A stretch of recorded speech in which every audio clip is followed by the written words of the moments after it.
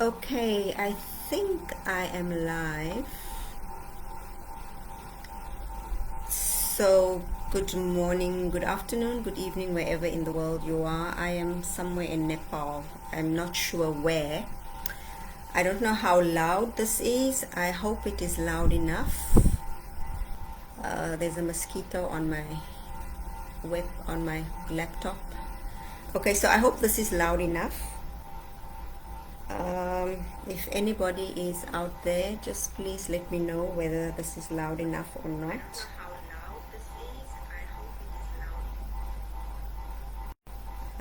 Where are my notes? Notes. Okay, so I'm doing this live because I need to start learning how to do live videos, and the only thing is Facebook is the only place where I can do it because I have enough followers on here, and I don't want to start doing it on my other social media platforms until I can do it well. For those who have been wondering why I'm not on Facebook anymore, Facebook is it's a social place. It's where people come and you share nice things, the food you eat, the clothes you wear, the activities you do, things like that. And I'm not the type of person who like to really let people know what I eat or what I do, what activities I do, unless there has to be an agenda, like I am getting paid to do it, it's my job, but I don't know, I don't find it useful for my daily way of going about my life. I'm not saying you can do whatever you want. I'm just saying I find it very I don't know, just waste of my time. Okay, anyway, so what I want to do today with this is I'm going to discuss I had some interesting conversations with my friend Dara about what it means and what it is to be a trans woman. I'll link the videos after this live broadcast. I link the videos down below so that if anyone wants to go and check out the videos, the discussions I had with her, you can check it out. Now, during one of our discussions, we were talking about transgenderism in Malaysia, like how it can be accepted in the society. And Dara made a very interesting comment. She said that the authorities know how to do it. It's just that they're not doing it. Like, maybe they don't want to do it. We don't know. I don't know because I'm not Malaysian. I'm not in Malaysian politics, so I can't really say why they're not doing it or whether they can do it. So what I'm going to do is, there's some insect here now. Oh my goodness, a lot of insects. What is this? It looks like Flea. Oh, what is this? It looks like big bugs. Wait, I need to go close the window. Just hold on. And the door.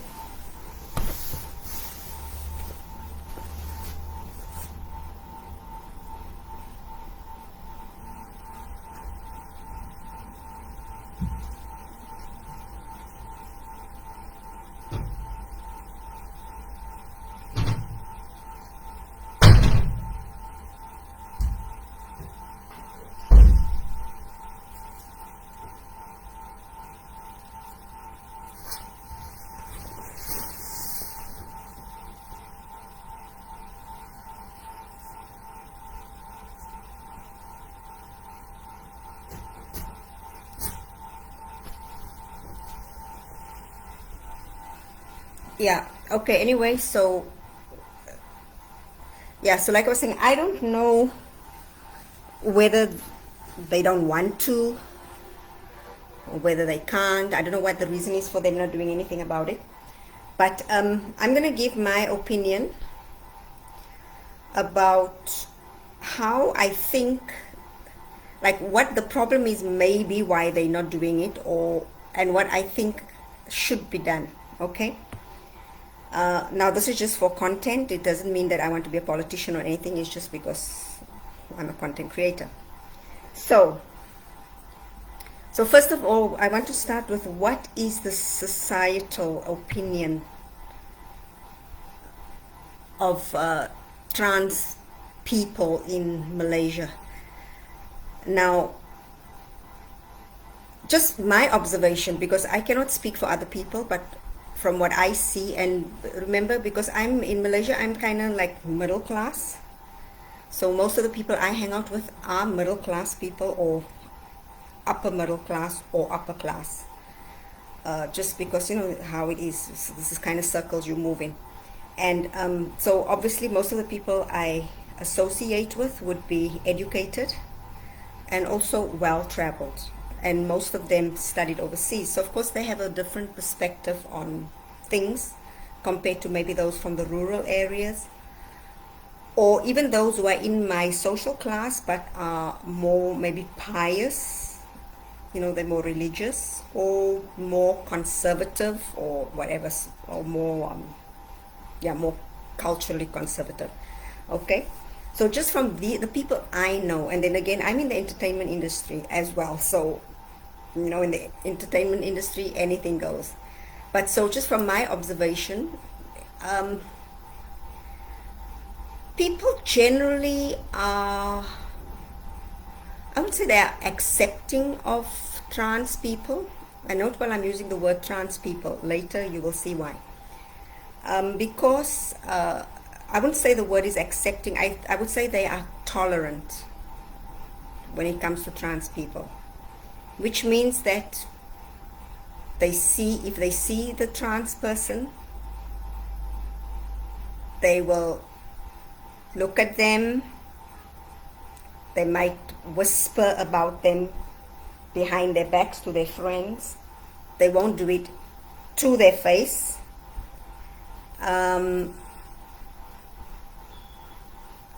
I don't see them saying anything bad to or doing anything bad to the trans person.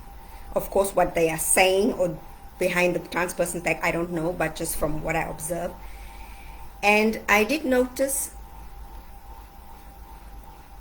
the trans person which is going about his or her life, you know, because it could be a trans man or a trans woman, you know, whatever, just like every other normal person in the area, like whether they're shopping or eating or,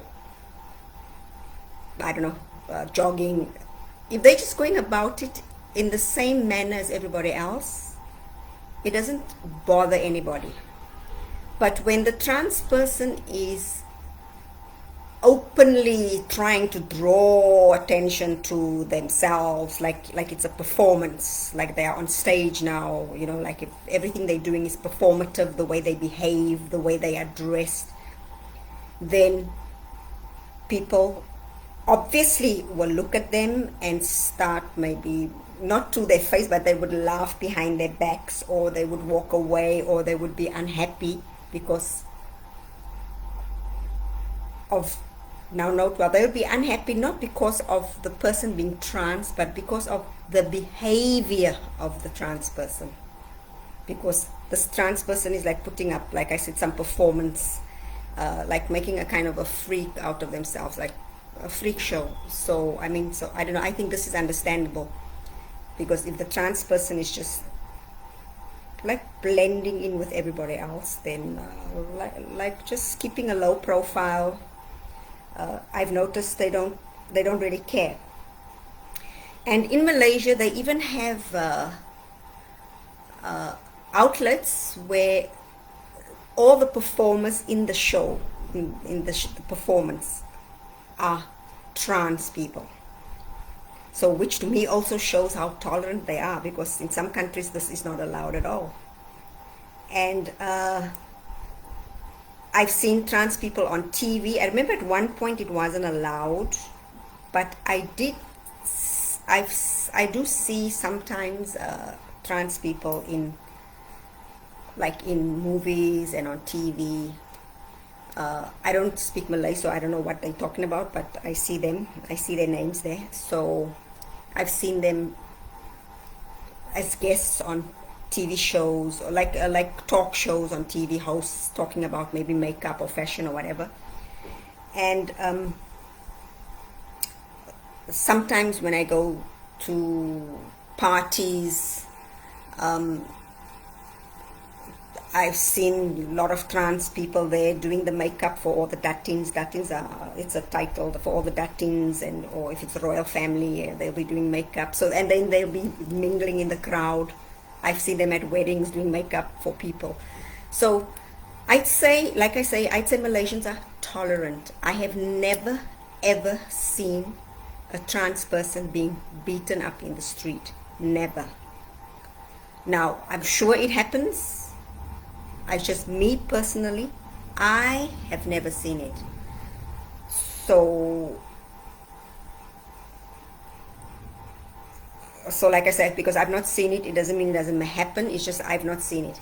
The other thing is how the law, how the police and the religious authorities deal with them, of course, is a totally different story, because I've heard from some of my trans friends that, you know, the police are not always helpful when they find out they are trans. So there's a little bit of intolerance there, but I'll get into that as we go point by point. Okay, so that is just my observation of the societal opinion regarding trans people in Malaysia. Oh, and also when it comes to the workforce, I've seen a lot of trans people working in regular jobs. I've seen them in hotels working as receptionists. I've seen them in the bank working at the back. My friend says she's working in finances. Again, but then these people who do these kind of work, trans people who do this, who are in these jobs, I've noticed too that they are again just blending in with society. They are not doing a performance. They dress for the job, according to the job, and they behave like everybody else does. So I guess there's no reason for them not to be able to work. But some of my friends have told me that there is discrimination, because some employers will not employ them. Okay. But I think in Malaysia, because there's no law against discrimination against trans people, there's nothing they can do, because that's just how it is. But again, I'll get into that later. I'm hoping somebody will come online, because I need to know whether you can hear me or not. Right. Now, the other reason I think why people are also quite tolerant in Malaysia of trans people is because in the Southeast Asia region, which is like the Philippines,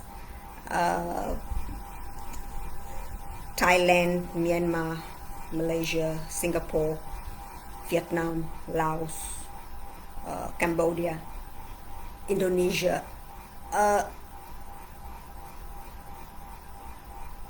trans is quite prevalent in the society, and especially in Thailand and Indonesia. So, hi, thank you. Okay, so so this is the other reason also why I think people are tolerant, is because I guess in every family there's probably one or two trans people. So, you know, so people tend to be more tolerant because, you know, it's your family member. Right. I hope you are okay. Okay, right. So now the other thing with why I'm using the word trans people, because in the West before it used to be transsexual and transvestite. So transsexual was someone who actually had a sex change operation, so to change from female to male or male to female. Okay, And then transvestite was just someone who cross-dressed. These days, the word transvestite is derogatory, and you have to use the word cross-dresser. Now, I remember back in the day when, because, you know, I'm 23, so when I was like 2, this is the language that was being used. But now I hear this is, to say transvestite is derogatory. Now, in Malaysia, the language, the official language of Malaysia is Bahasa Melayu. So Malay, Bahasa means language, but Melayu, Malay. So it's a Malay language.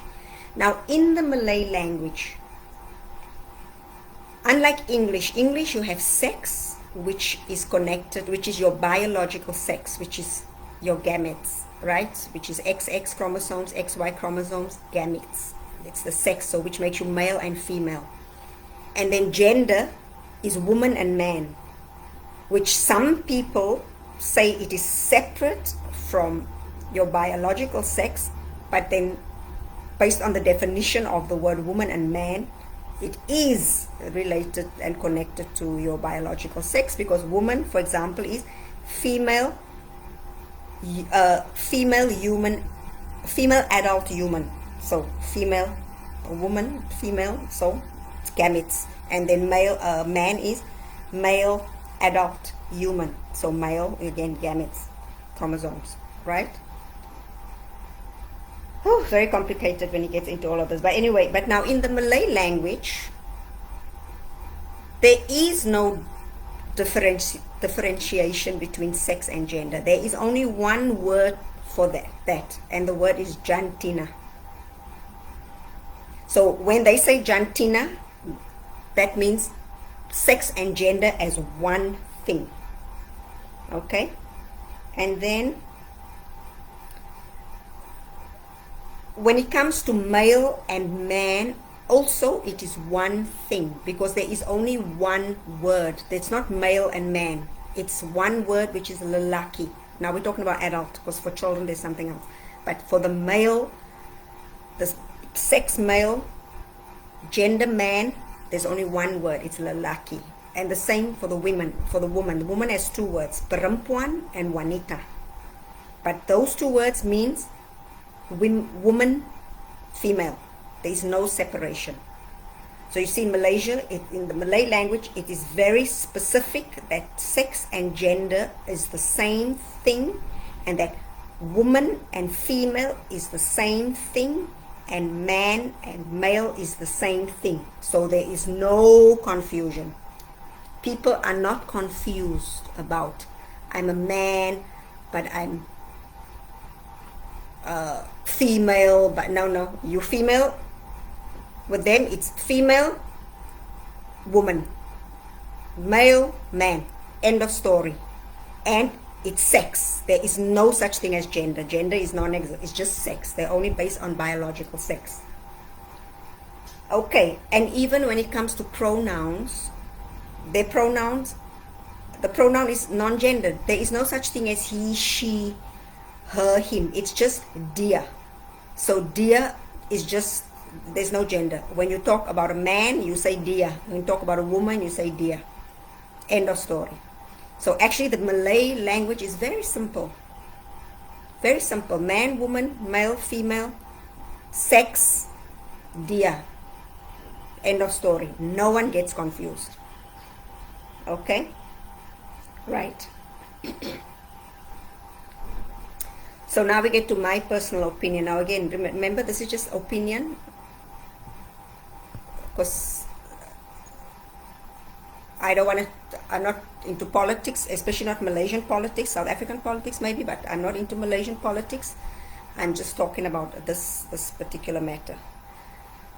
So let me see what I wrote here. I have to read what I wrote, and then I have to think what I said. Transgenderism is just transsexual. Yeah, so in Malaysia, this transgenderism, that's why I just use trans people, because transgenderism should not even be a word in Malaysia, because in Malaysia there is no such thing as gender. Okay, so it should just be transsexual. And it is not derogatory, because like I said before, they don't have gender. And then Transvestite is also not derogatory in Malaysia because it just means it's a person who cross-dresses.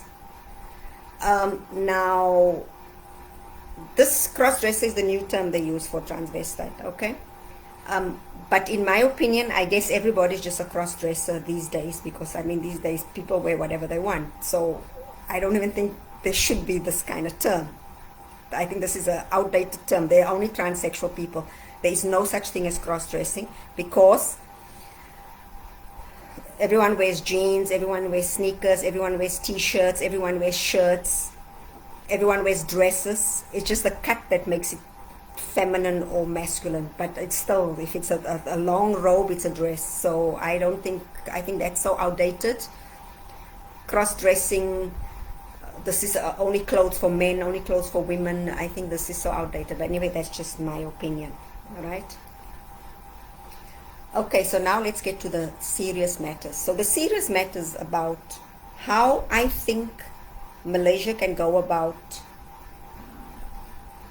making trans people, including trans people, more into the society and getting the society to accept them, not just tolerate them, but to actually accept them. Okay. So now Malaysia has two laws. They govern people according to two laws. There is the federal law where everybody's governed under it, and then there's Sharia law, which is only for Muslims, which are mainly the Malay people and anyone who has converted. But I'm going to start with the federal law because this covers everybody, because Malaysia has a lot of races and everybody falls under this category. So the first thing I think that they should do is there should be education, a campaign which focuses on gender dysphoria. Now I know that in the West,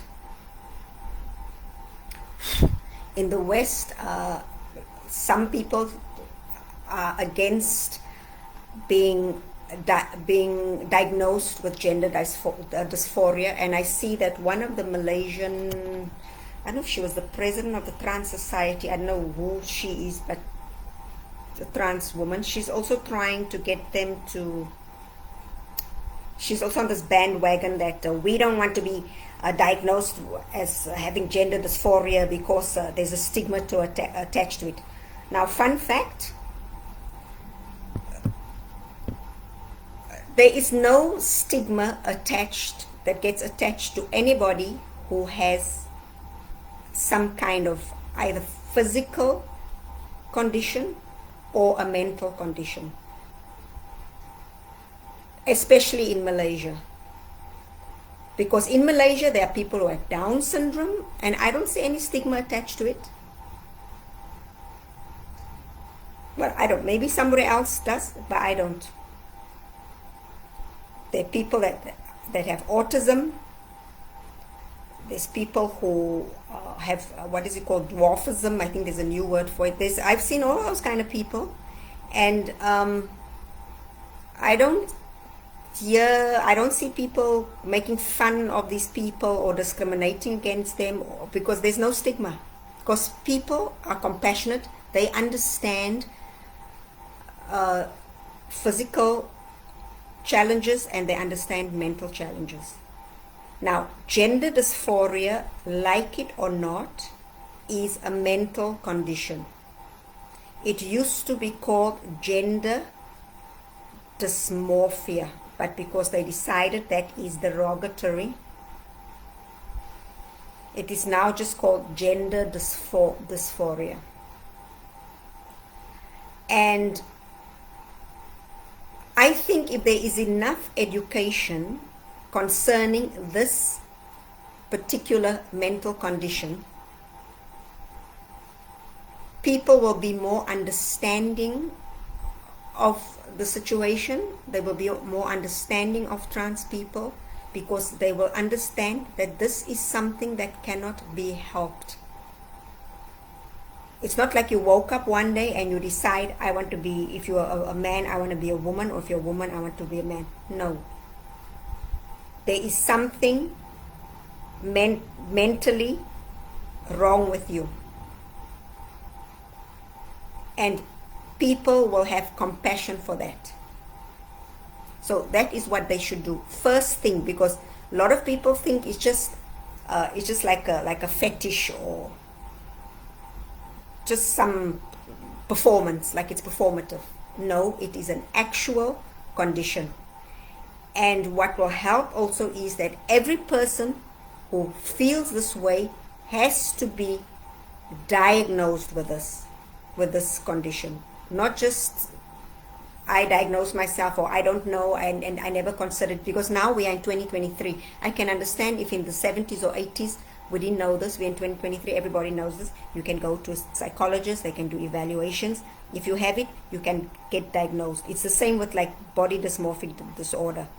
It took until the age of 21 that I actually got diagnosed with it. All the other years I was suffering with it, and no one knew what it was. But at least by the time I reached 21, they knew how to diagnose it. So once you have the diagnosis, then you know how to treat it. Okay? So that's the first thing. They have to educate the public on the mental condition, and also those people who suffer from it, so that they're not suffering alone, so that they understand there's help. They can go and get diagnosed with this, and when you are diagnosed, they will know how to go to the next step. Now I wrote here biology, especially reproductive system. Okay, the other thing what they have to educate people on, because I don't know what is going on in the Western world. I don't know, people have forgotten science and biology, but what they should do in Malaysia is the teaching of the reproductive system already in school is very important, so that people can learn and understand that you can never change your sex. Never. You can change the characteristics, the outward sexual characteristics. That you can change, but that is just cosmetic. Because you cannot change your chromosome, you cannot change the gametes. That cannot be changed. So externally you can change cosmetically. It's like if you are like me, if I wanted to be a white person, I straighten my hair and make it blonde. I go for cosmetic surgery to make my nose sharper, and I wear blue or green contact lenses. But it's cosmetic. It doesn't mean I'm white. I may look white, but I'm not white. It would just be cosmetic. So this is the thing. This is the other thing that people have to learn, so that we don't go down the road like the West. You will always be, example, a biological man, but you have now transitioned to take on the physical appearance of a woman, so that it can align with your mental state, which is being formed by your dysphoria. Okay? I hope everybody can understand that. Okay.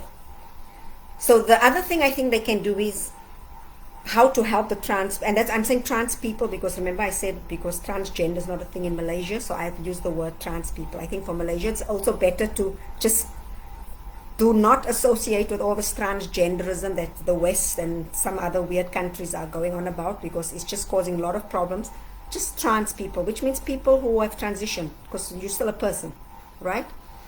So what they can do is make a third sex or third gender. I know this, but okay.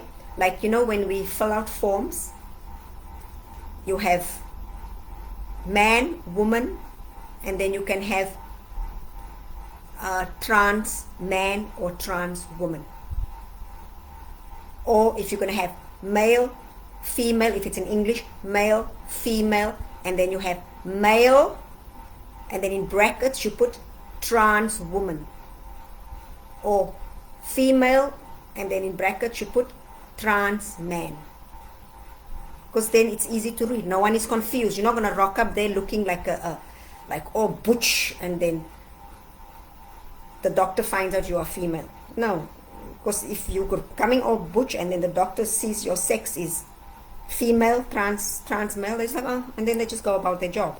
Or even anybody who you have to deal with, where you have to show your ID, so that it's not confused, like it says you are male, but look at you, you look like a woman. It will say in your document, okay? And why I say there has to be this third class is so that there's this total separation from women and men in this classification. It's a totally separate, it's a total separation. And then, like I said, you must also add the biological sex in the legal documents. So if you are just like me, I'm just woman, female, so I just put hi, hello, how are you? You just put female, okay? Like I would just put female or woman. But if someone who is, let's say, a trans woman, that person would put male trans woman, because then we know you have your biological sex and you have your transition sex. It just makes it easier for everybody. Nobody is embarrassed. Nobody will be surprised. Nobody will be shocked. It will just be like, oh, okay, yeah, I get it. And then just you continue with whatever you have to do. But it has to be separate, because when you lump the trans woman in with the women, look what's happening in the West. And when you lump the trans men in with the men, it's just a mess. It's a big mess. So put a third classification in legal documents. Recognize the existence of trans people. That's all they want. Recognize them. Okay? Right. So yeah, I said don't lump trans people in with LGBT. Yes, this is another thing. You know, they have LGBTQAI, ABCDE, the entire alphabet. My opinion is do not lump the trans people in with the LGB, because LGB, those are people, that is a sexual orientation. It's a sexual orientation. Whereas trans is a gender dysphoria. It's a mental condition. One is a sexual orientation, one is a gender, a mental condition. It's two totally different things. Totally different. So do not lump them in the same thing. That's my opinion about that. Okay? And then don't lump trans women in with women. Example, in sports, reproductive rights. And this is because of different biology, different experiences. Okay, there might be an overlap socially, but now let me come back to this.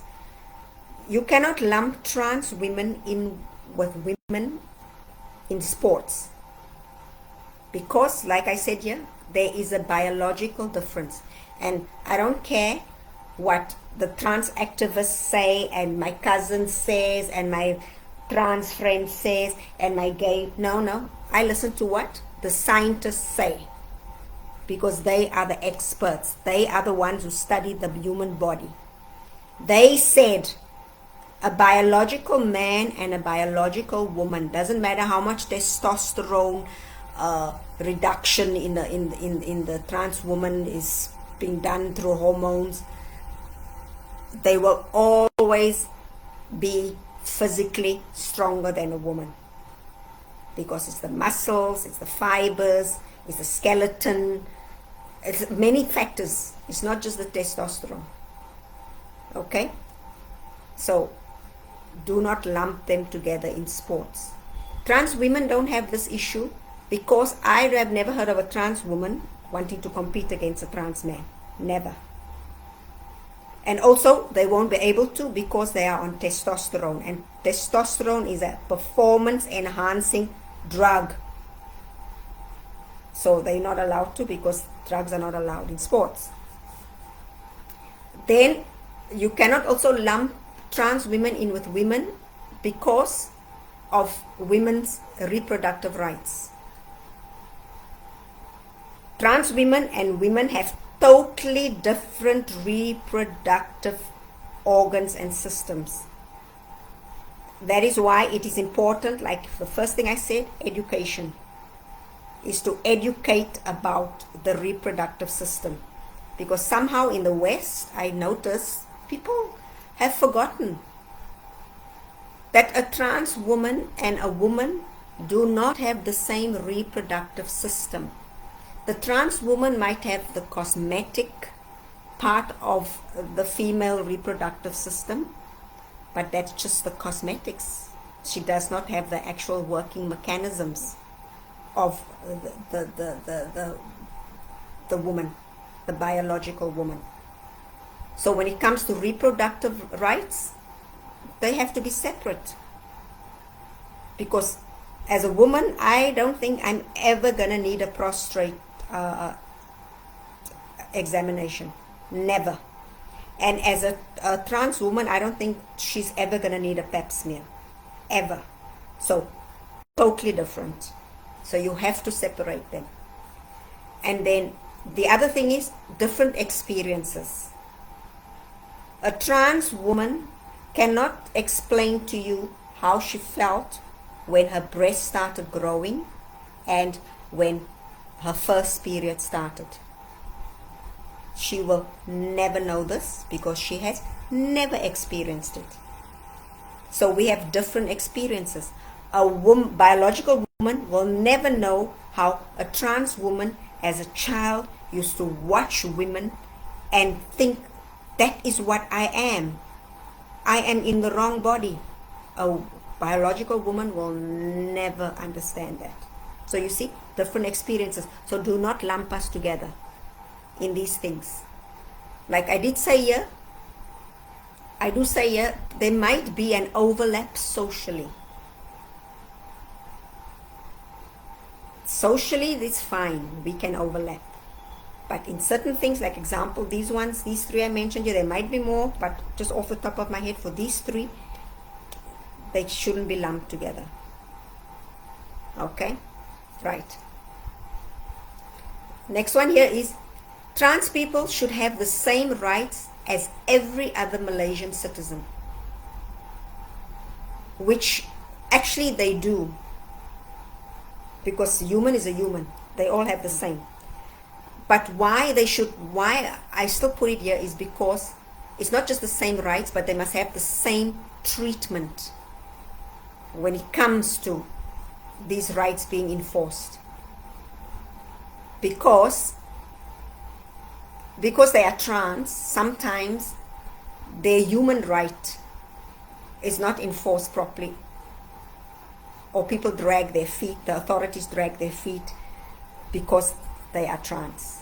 So they should have the same rights and they should have the same treatment as every other citizen in Malaysia.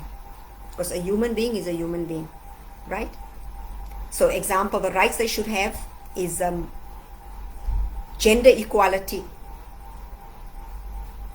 We all have gender equality rights in Malaysia. So the trans should also fall in their gender or sex.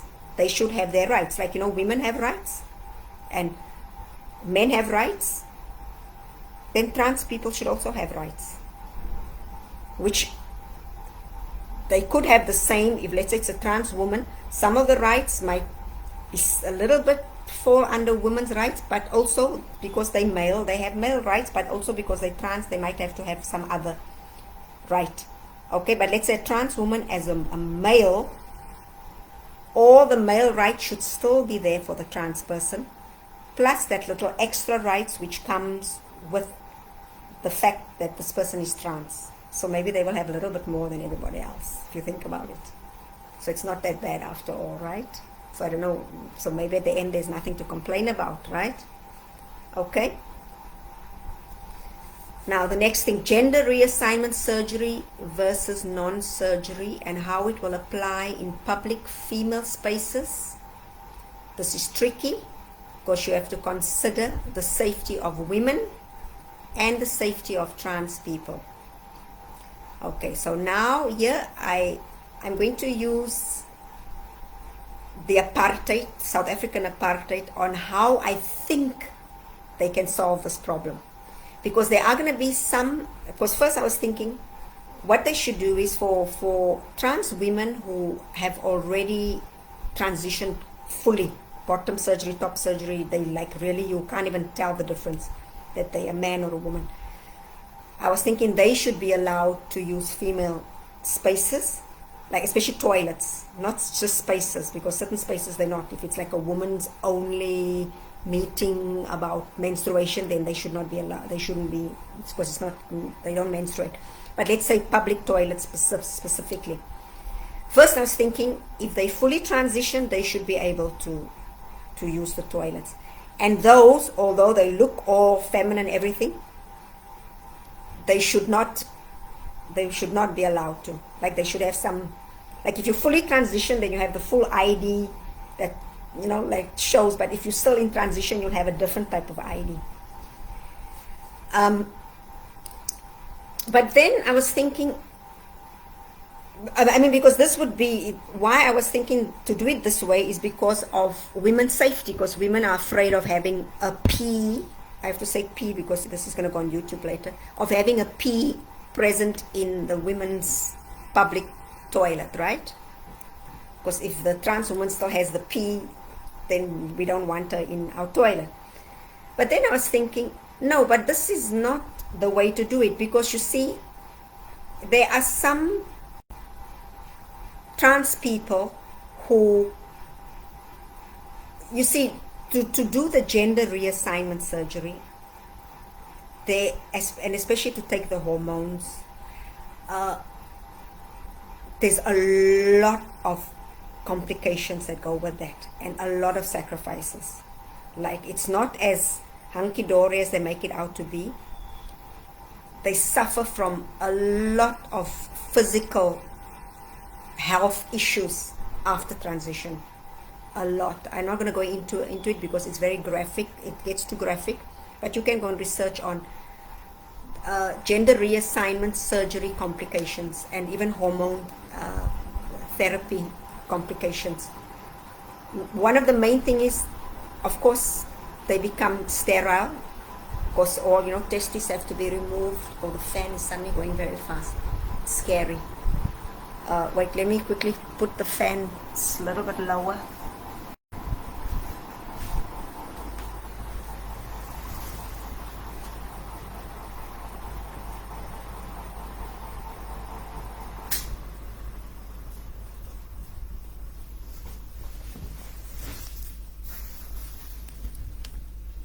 Okay, sorry, I just put the fan off. It was suddenly going very fast. Oh, and my laptop is very hot. Yeah, so where was I? I was saying, what I was talking about, toilets. And, oh yeah, okay. So, gender reassignment surgery, for some people, it can be very, they have lifelong chronic health complications from it. And so a lot of them opt out of it. They might just do the top, but they will not do the bottom. Some might not even take the hormones, because at the end of the day, it's not good for your body, which I understand completely. Because, I mean, you have this healthy body, and because of your mental condition, you are now going to sacrifice your health just to so that it aligns with your mind. But there's other ways you can do it, like I've seen many do. They keep their healthy body, and then they do everything else cosmetically, like not doing bottom surgery, because that's the worst. They'll do top surgery. They do not take the hormones. They just do laser, what's the hair removal.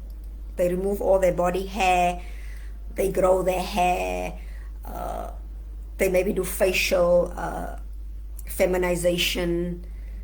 You know, they'll do things that are cosmetic that does not affect the actual health, because bottom surgery really damages the body.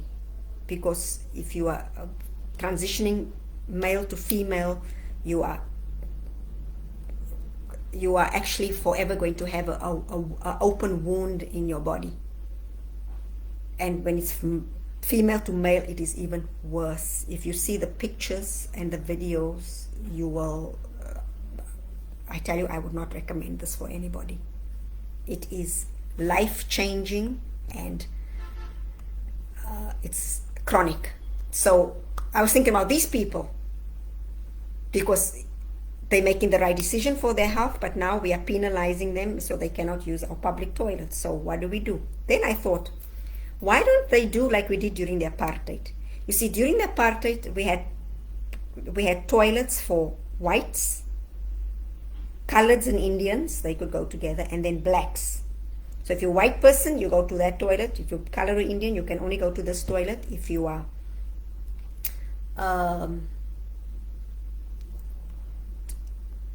now my thing is not charging, sorry. And if you are black, you go to the black toilet. You're not allowed to mix. But like me, for example, sometimes I play white. Play white means I'll pretend I'm white, and I'll just go into the white toilet and take my chances, because sometimes I can pass as white. I get away with it. I'll go in and nobody says anything. People don't even look at me. It's just like normal. Sometimes I would go in, and some people would be looking because they're a bit confused. They're not sure. But of course, they're not going to come up and ask me, excuse me, are you colored or are you white? No, they're not sure. And then others openly just know that I am colored. I should not be in the white toilet. So then they'll come and they'll say to me, excuse me, this toilet is for whites only. And then all I would do is I would just be like, oh, sorry. And then I would just leave. You know what I mean? And sometimes what also happens is that like I'll maybe go in. They won't ask if I'm colored, but they know. They'll go and get the security, and then the security will come and he will ask for my ID. We have a book. And then the ID, the last numbers, the old ID, we don't have it anymore. The last numbers will say, it gives your race. Because the first one is your date of birth, and then it's your sex, and then it will be, the last one will be your race. So he will look at that. Of course, when he sees that, then he'll say, this is a whites only toilet, you're not allowed in here. And then I leave. Of course, if I cause a commotion, the police will come, and then maybe I have to pay a fine, whatever. So I was thinking we could do it like that, because I've seen trans women in the toilets in Malaysia, and I mean, I know they're trans, because I'm used to trans people. I noticed the other people didn't know they're trans. And then I noticed even those who did know they're trans, they didn't care, because the person was just going about their business, which is the same like me. Sometimes I used to go into the white toilets. A lot of people would probably know I'm colored, but because they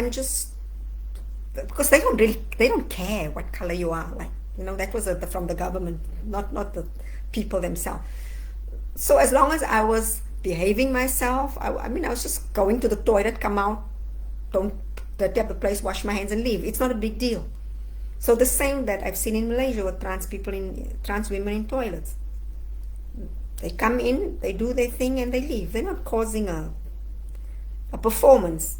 I think the problem is with those who will want to make a big deal about, like I seen videos in the US, and these people, you misgendering me and use my pronouns, and they want to act all, or when you can see this is obviously a man in a dress in the toilet. Of course, everybody would not want that. So I'm thinking for Malaysia, the best way for them to do with this toilet situation is maybe like I said, like we did in the apartheid with like the example I gave. Okay, let me know what you think about that, because I think that could work. So I say, yeah, avoid the Western concept of how they are dealing with this whole transgenderism situation. Because what is happening is they are in denial of basic biology. Because they are saying that trans women are women, which we know is not true. What was that sound? We know is not true. It's biologically incorrect. Trans women are men, are male who have gender dysphoria and then had gender reassignment surgery and hormone therapy in order to have their mental state, their body align with their mentality, with their mental state. That's what it is. So we must avoid what is happening in the West. We must avoid the denial of basic biology, and we must not deny women's rights. We cannot let the trans rights override women's rights, because if that happens, like if you see like what's happening in the West, people are so anti-trans now because of what is happening, how the trans people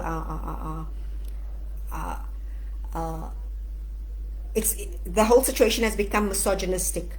You know, what does misogyny mean? The hatred or dislike of women. That is what is happening now. It's like women are being hated. And hated by who?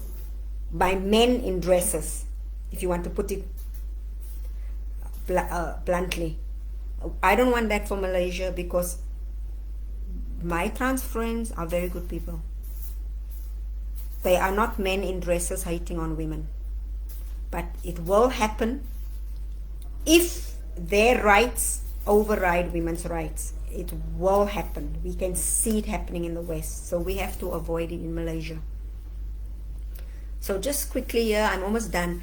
What is interesting is when I'm looking at, when I compare how the difference between body dysmorphic disorder and gender dysphoria. Now I did write it somewhere. Let me look for it. It's very interesting. If I can find it, I would like to see what I was thinking about this the other day, because I have BDD, body dysmorphic disorder, but the way I get treated is very strange compared to gender dysphoria. Because like with body dysmorphic dysphoria, what they do is, I had it written so nicely, now I can't find it, so I'm just going to try and just say it.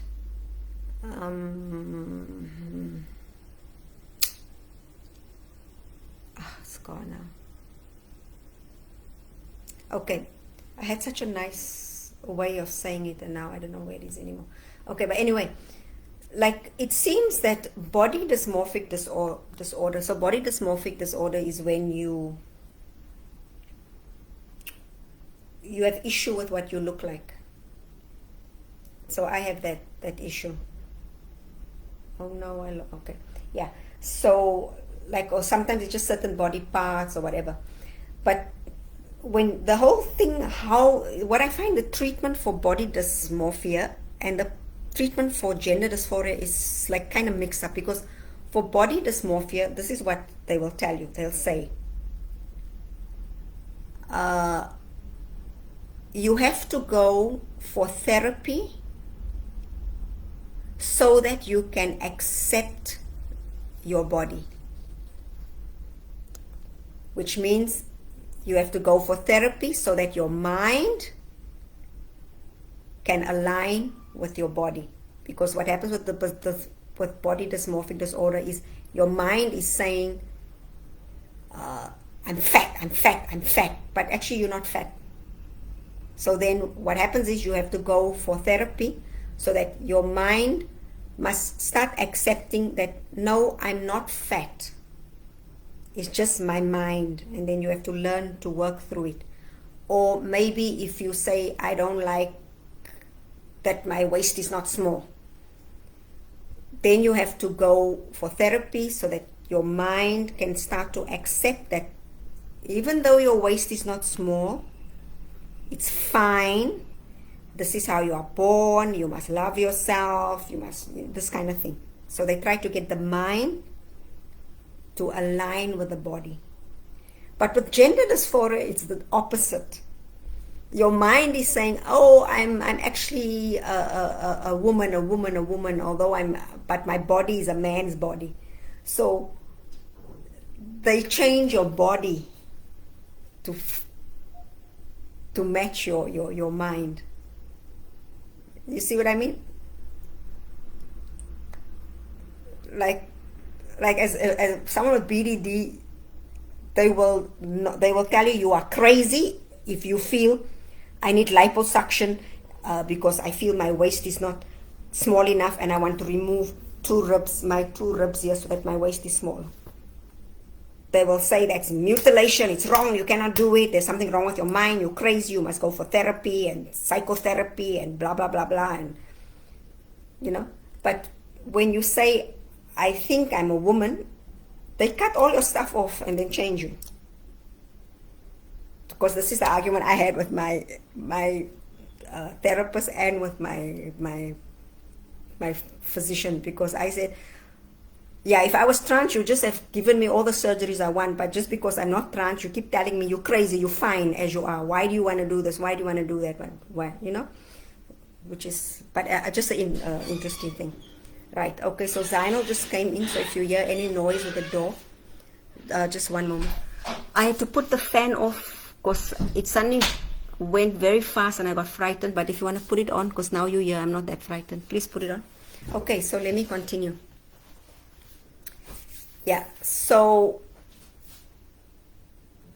yeah, that's just a thing I just want to talk about.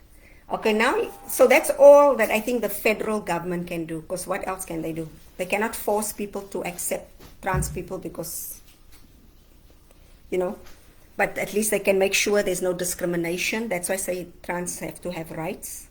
They can put anti-discriminatory laws, like within the workplace, within social settings, without encroaching on women's rights and all the other things I said, like don't lump them in with trans, with the LGBT, etc. Okay, now when it comes to Sharia law, all I can say is Allah has laid down the law. It went off, Sino, and no man can change it. So whatever Allah said, if I don't know the Quran, I don't know the Muslim laws, but whatever the Muslim law says, if the Muslim law says you can be trans, it's fine, it's accepted, then so be it. If it says you can't, then I guess this, I cannot say anything about that, because that is God's law. God's laws cannot be changed, cannot be modified, cannot be reshaped. No, it is what it is. And but when I look at how they did it in Iran, I guess I think in Iran you can do the transition, you can live as a woman, but I don't think you can pray as a woman. And I think you cannot, if I'm not mistaken, I think when you pray you still have to pray as a man and dress as a man. But the other parts of your life you can live as a woman. I'm not sure, I'm just making it up, but Okay, so yeah, this was a live feed, and I see two people, and I don't know if I can say hi Frankie and hi Jessica, and thank you for tuning in. I needed to do this live because for my work I needed to show that I know how to do live videos, and even if there's interruption I will know how to continue the video. So that's it from me. Thank you everybody. Cheers.